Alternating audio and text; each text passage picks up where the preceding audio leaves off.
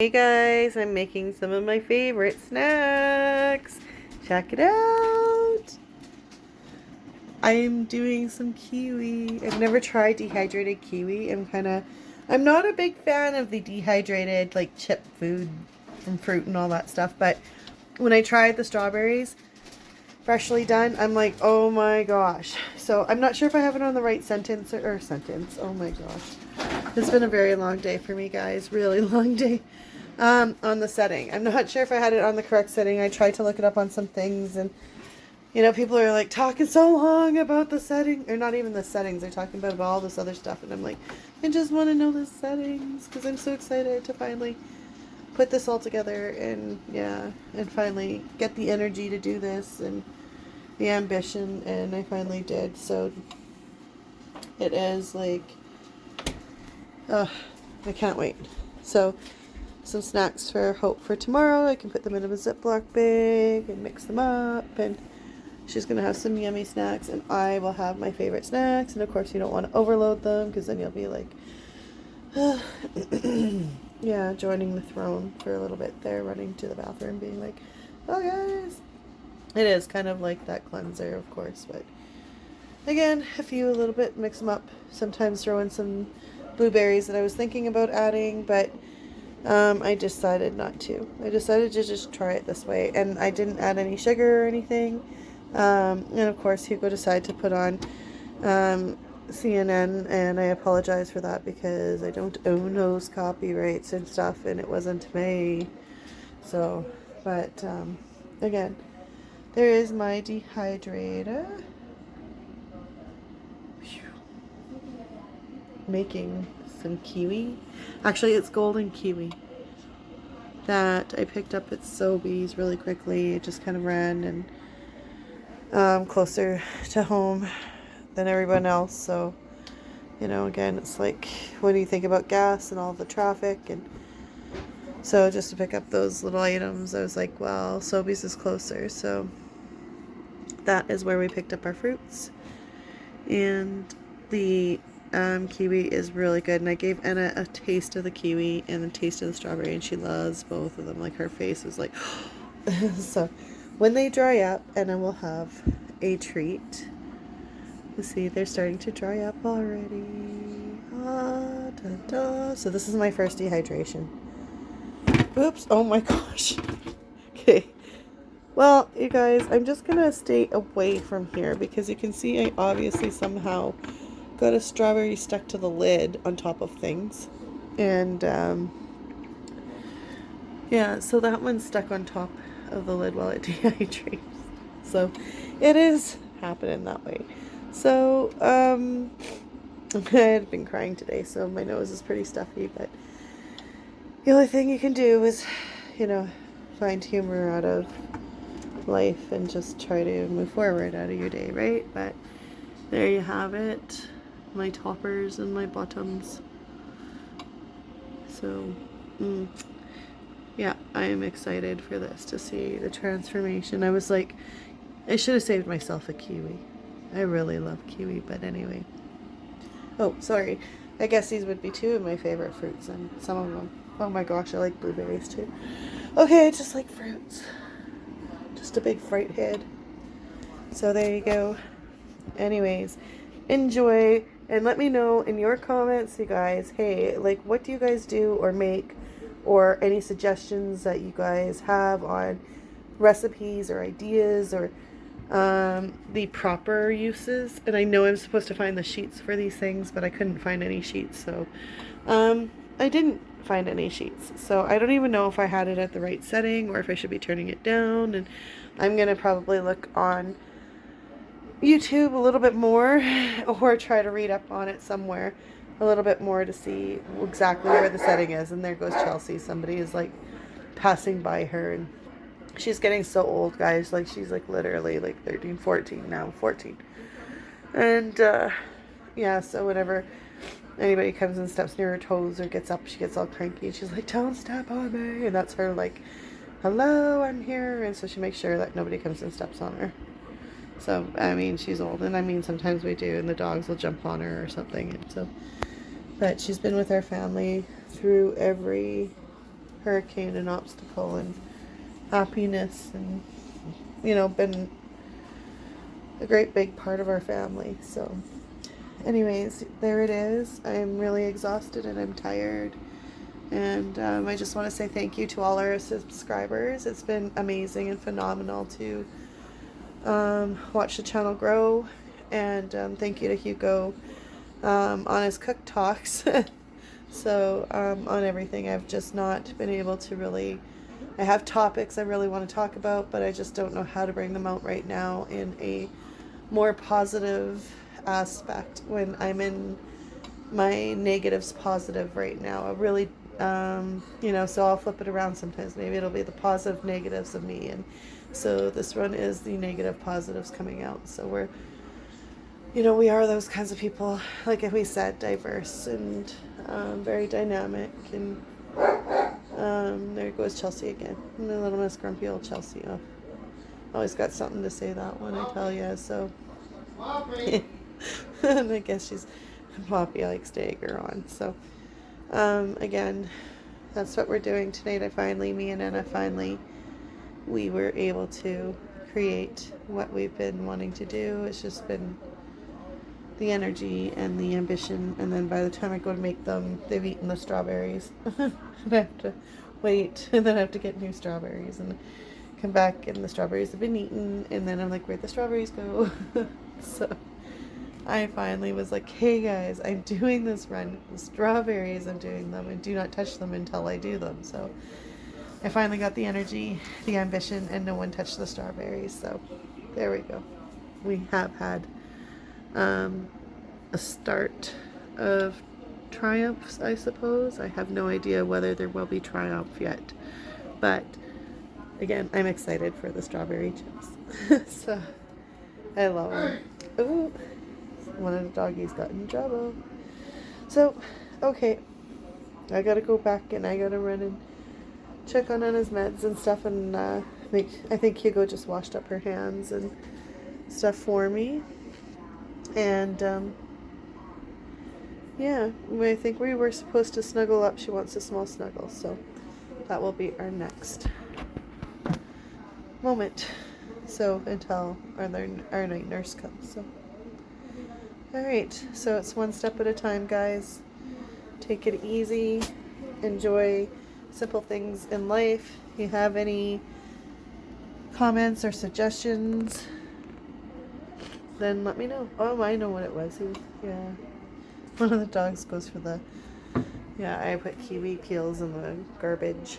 And sometimes, I don't know if they're healthy for dogs. I should look that up, actually. I never looked up kiwi peels for dogs. So anyways, that's what. And I'm like thinking, what did I put in the garbage in there? And yeah, so. But anyways, that is exciting for me. I am like seriously excited, and I'm going to go now, and I'm going to say thank you again for being supportive, being patient with our channel, being patient with us as we are road mapping a whole diversity of something else that I completely woke up to myself in life. And I don't know, especially after my brain bleed, it's been a big roller coaster. I just woke up, and I feel like I woke up from a brain bleed, and this big nightmare was just standing right in front of me, and I was like, what is going on? So haven't really taken time to breathe from it myself, and it's been really hard. So I'm just trying to keep my head up at one step at a time, 1 foot forward. I want to keep doing what I can for the focus that it's 5 more days until Anna turns 15. And we literally moved 5 hours away from our home we were living in, flipped our whole life inside out, and gave it our all 15 years ago. And we gave up our jobs, our careers, everything to come and fight here. And I was just going to go back to school or whatever. We were, anyway. the mentality for that for myself is gone now. I still owe the $7,000 debt, but I had a $21,000 debt, so I think I did fairly good over these few years to pay it down. So, and it's amazing, you take all these courses or try all these things or try to do all these things, and the only outcome you can make out of yourself sometimes, and you feel like, I know it's not anybody else's fault, it's like my own, because I hold myself back, but I was a medical mom taking on a whole new life of reality. Like, yes, I was working in a hospital, but this is my child now, and I had to learn all these things, like shove a feeding tube down her nose, and listen with a stethoscope, make sure the bubbles are, hear bubbles in the tummy and all this stuff, and really intense moments and things to know, and like try to fall asleep with the knowledge that you don't have an alarm that goes off if she falls asleep through the night or anything, right? It was just intense. And then you find out that there are other SMA parents out there, and this has been kind of what I'm struggling with at the moment, that are freaking out, not knowing what to do, not being educated still today at this moment. And with those SMA parents, you have no idea what it does to them when you don't support them. The mentality of what happens to those moms, the relationships, the families, the dynamics, because the education is not there. It's just horrible, and they just allow it to play so that it can just happen. They watch your families destroyed. They watch people like me for 15 years be mentally broken down and play on that. It's been hard. I've been a medical mom for 15 years, learning IV, learning feeding tubes, learning the vent, learning sectioning, learning to do trach, learning to do trach change, learning to do circuit changes, learning to change a heater wire, learning to change the humidifier, learning to fix a medical bed, running for orders, making orders, and then you have to ask staff to help you for that. They're going for the garbage again. Anyway, and then people wonder all these things, and a lot of people tell me, I don't know how you do it, how you've ever gotten through it. Literally, it's one step at a time for me, guys. That's all I can say. It's seriously like that. One step deliberately at a time. And I take it day by day. And yeah, right now I can say I'm freaking out inside, going, what the hell happened after my brain bleed? We were picking up again. My family was picking up, and I was rehabilitating from the cancer. Psychologically, physically. I was starting to go outside, and I was starting to run with my jog, I guess. And that summer I had a brain bleed. Just like that. And I mean, it was tremendous pain. Tremendous amount of pain that I wouldn't wish on anyone. And I get them on a regular basis, thunderclap headaches. At least every 2 weeks. There are more. I don't know how often. Me and Hugo have to keep running and getting Ativan, because Ativan's the only thing so far that helps them subside.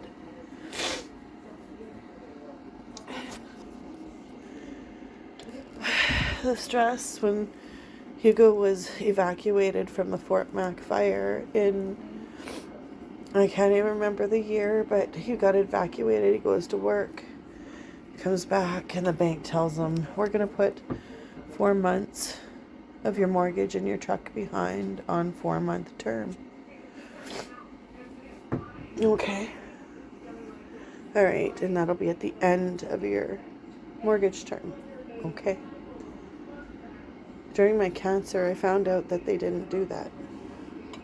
I come pick up the truck on my daughter's birthday not last year, but during my cancer.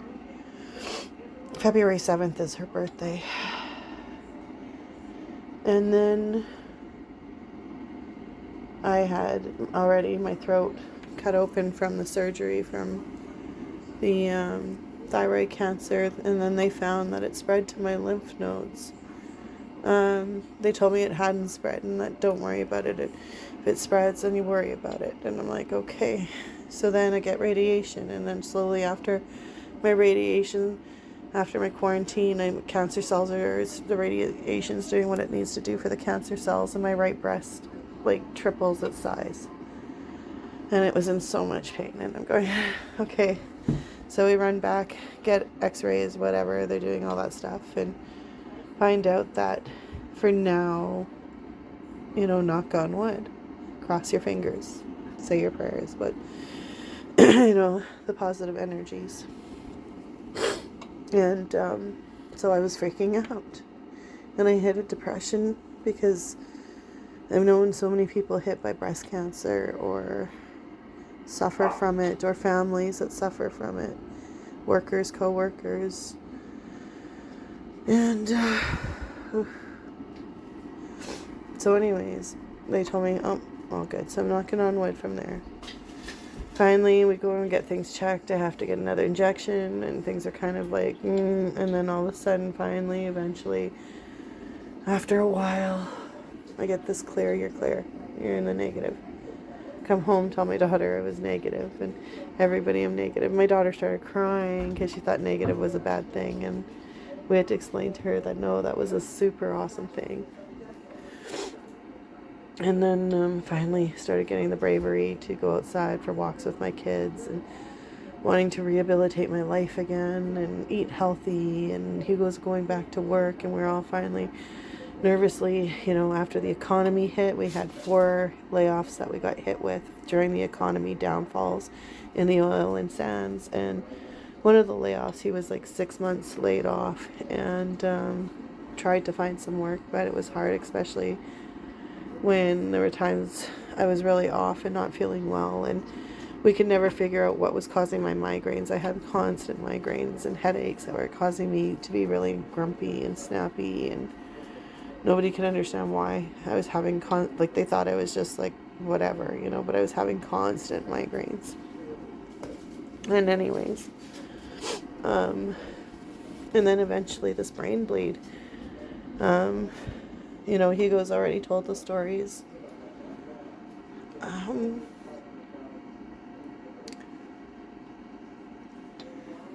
So every time when they hit, I think, am I gonna die? Can I control this one? Am I gonna be left paralyzed? Am I gonna have a stroke again? Will I be able to talk? Will I be able to function? I'm 44. Soon, on the 16th, actually. And, of course, I had to have spinal taps done. And the spinal taps, they couldn't get them done. They kept trying, and they kept hitting the bone of my spine. And it was so painful every time they hit the bone. And I have osteoporosis from the radiation, which, I break very easily. I mean, my bones, before I could fall and, land on my rib, and I'd be, well, whatever. And now I land on my rib, and you can hear it snap in, like, literally midair before it hits the ground because it's screaming already. So, it's crazy. The transform of myself just so quickly. It was insane. My hair, everything, and it's part of why I just snapped. I had to cut my hair off because I couldn't stand looking at how brittle and ugly it was just looking, and I was just feeling like I'm never getting to that health back in my hair again. So I thought maybe I'll just cut it all off and it will come back the way it's supposed to come back. And if it stays, short, it stays short. If that's what all my hair is going to grow, then that's what it's going to grow. So I used to always have really long hair. Anyways, this, the minor part of the problems in my life. So in 5 days, we're celebrating on his birthday.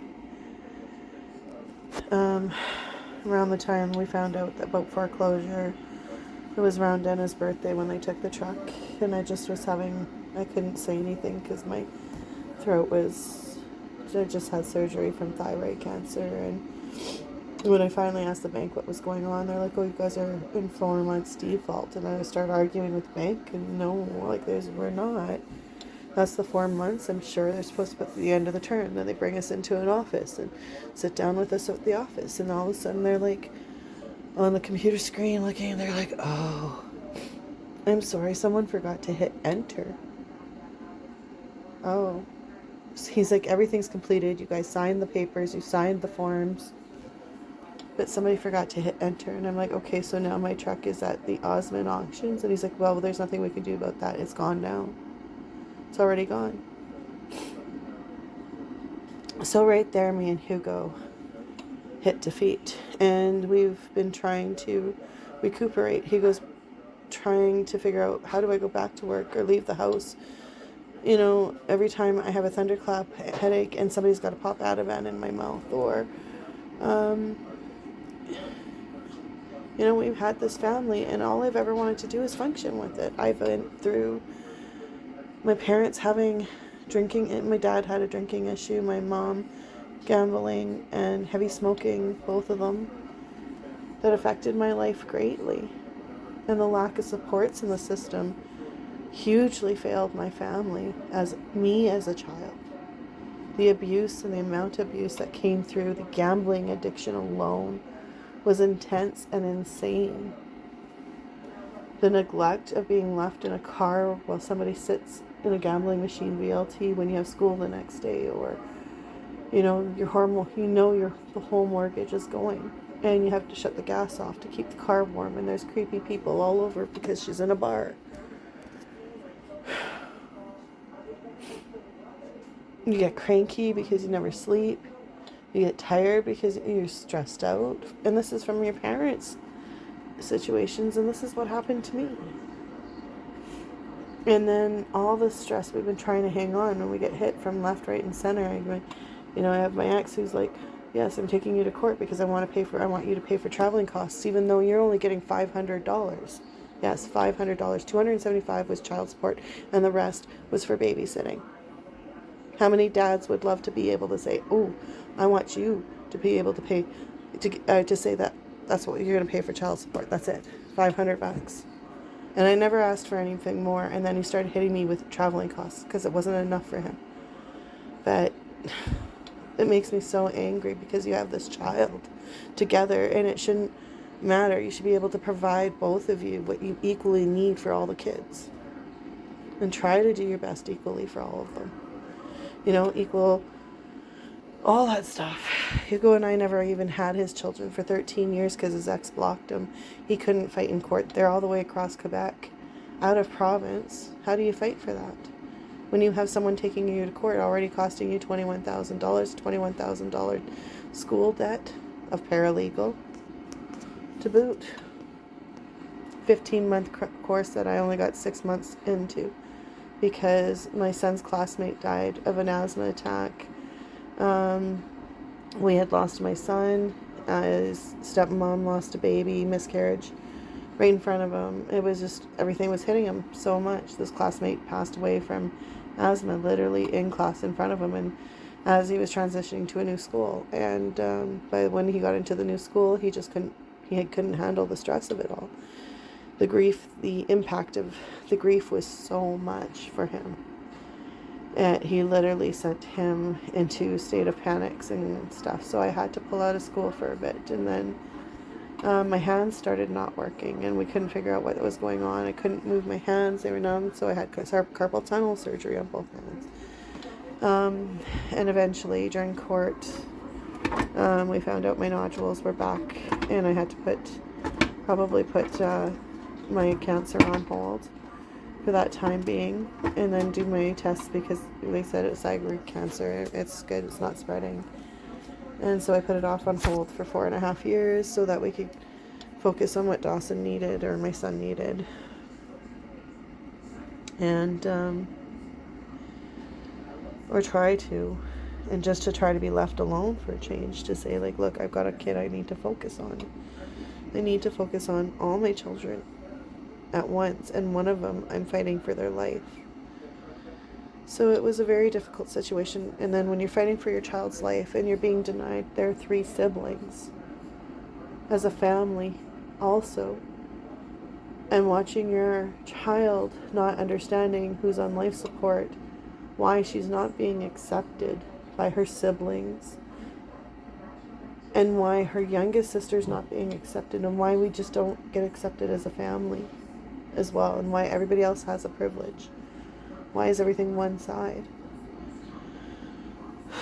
Anyways, 2 of his daughters ended up making suicidal attempts, and I've made suicidal attempt when I was about 15 after my boyfriend passed away in a house fire. Both my parents were splitting up, and the abuse was intense at home, the gambling addiction, the fighting. My mom had slapped me literally the day after, telling me to get over it, and that he was gone. And was just grabbed me right from the stairs and just pulled me down by my collar of my shirt and started hitting me in the back of the head, everywhere, wherever, just telling me to stop crying and that it's done, it's over. So that was my supports growing up, and how I felt about people, you can imagine. It was hard, so you just feel like there's no person in you anymore. Anyways, I did a massive overdose when I was 15, and that goes on my medical record, and nobody can ever look at you and see what you accomplish in your life. All they have to do is put a red flag. Oh, she's suicidal, guys, she's suicidal. She's 20-some years old on a mission saving her daughter's life, and she's suicidal, and we'll lock her up for that and get her evaluated. And then we'll put hospital ethics behind her and just, and tell her to just hold her baby and let her baby go. And, and there is nothing else she can do. Instead of putting me into contact with SMA moms that could help me, give me advice, educate me, be supports, that would have been a start. I mean, that's one thing they still don't do. Try being a young couple who just gets into this with no medical knowledge. And I'm lucky that me and Hugo both had medical knowledge, thankfully. Anyways, it's getting around close to the time where I got to start making sure things are done for Anna. And I know Hugo's with her and stuff like that. And but I apologize for the noise in the background. I'm trying to not do so much. And like I say, we're working on our channel. We're trying to work on emails and all that kind of stuff. We're not huge technology people. Just to give you an example, today I was trying to align 2 printers that we tried to get, and we had one old one, it wasn't working and connecting, and then I tried again, and I've tried with 2 of our phones, and I cannot get either one of them to connect, and it was just insane. So we were going to print an affidavit off into response against Scotiabank for just, that one part of the default of the mortgage. And then for asking Hugo in order for him to have mortgage insurance, to be office in Malta for 5 years. And in order for him to qualify to have the mortgage protection insurance. So it left us with no insurance. Basically, we had a really big struggle with the other company, and it was a big struggle since they found out that, especially when the first night we moved into this house and purchased it, my brother-in-law did designs or whatever, and did house inspections but wasn't certified, and offered to do ours to save us money, and missed a corner, and there was a cracked pipe under the house. And so we moved in. First night we move in, start the dishwasher flooded my entire kitchen all the way down. And it's just been a disaster since. My pipe is cracked under the sink now. We have bowls that just hold it because Hugo's not a plumber.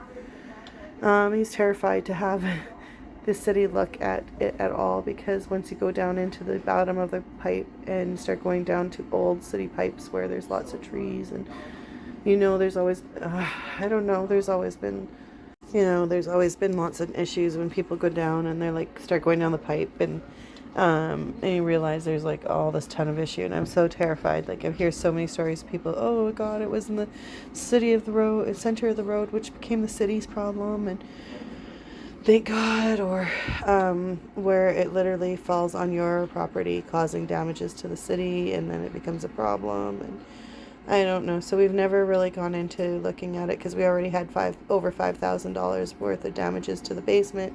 My dad didn't have much of it left when he passed away. It was like $10,000 that he had left for everyone when he passed away because of their gambling and heavy smoking and drinking and years of trying to break their habits. But he did try, and my mom has worked on it and currently crossing fingers. So it's been a long journey for me since I was a child, since to being in a relationship, and during my pregnancy I was cheated on, and it was, you just feel defeated as a person in general, like your first pregnancy. And yeah, anyways, it was a long story, and a reason why I made it out of that relationship and move forward, and so that we can both be in positive directions that make us happy. And that's all you want to do is everybody have what works for them. And so then I finally made it on my own, and maintained the house. He took all the furniture, everything like that, and his car, and I got myself a $200 '89 Suzuki Swift at the time. And then Lulu was playing with the plastic little thing there.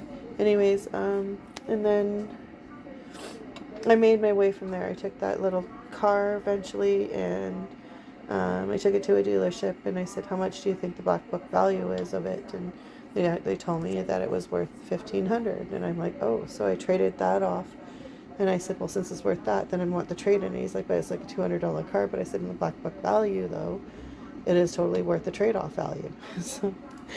So I did trade off my car, and he did, and it worked. Like, he did it, I think, more out of, like, he was a great dealership. He was a really good guy, and he did it, like, and he got, like, a new window replaced in the car and all this stuff redone, and I can't complain. Like, they really made sure the car was up and running good. It was a nice little car, sunroof and all that stuff. And then eventually I got myself a truck, and I paid off all my vehicles. I worked 3 jobs, took care of my son. My parents would help. My sister ran a day home, so I'd have to pay her and send him to a day home here or there, grab a babysitter, and all that stuff. And so then it was like, okay, so small town, my mortgage was $700. And now our mortgage, we asked the Scotiabank to make sure that we can make sure we only can afford around $1,400 the monthly mortgage payment, blah blah blah. So they put it up to $2,000 by the time everything was done, paperwork, everything, like we said, in total. Can we, because we've got the medical, and yeah, it's going to be $1,400. No, it came up to $2,000 over for our payments. So can you imagine? I used to pay $700. My bills up north were $1,300 in 2008 altogether to live in a home, a big full 1-level home. That I did new windows, insulated siding, new roof, all that stuff. Anyway, rented it out. This girl came from the reserve, from the Valley View Reserve, and rented my home and got me to sign the papers to say, yeah, she's going to be renting my home, and this is what the rent is. And I never saw the rent, and my house went into foreclosure because my son had passed away. I was trying to file for CPP, and I was being dragged through CPP, and I lost my CPP because they dragged me on for so long. And waited, I think it was like 4 days after my expiration of my papers, after I'd been calling, and social workers have been calling, and everybody had been calling to work on getting my CPP in and adequate to their standards after many years. And I got denied because I was out of work for 4 years now, as of 4 days ago, on my letter.